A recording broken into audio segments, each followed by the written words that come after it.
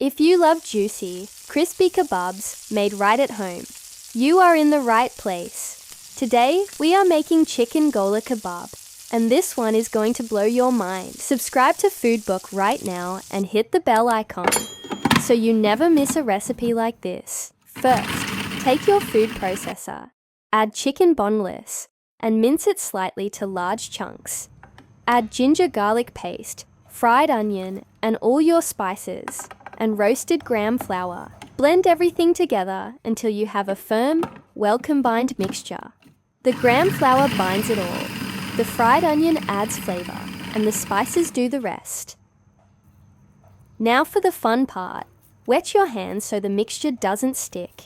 Take a seek, a thick straw, or even a pencil, and start pressing the mixture firmly around it, shaping it into your Gola Kebab.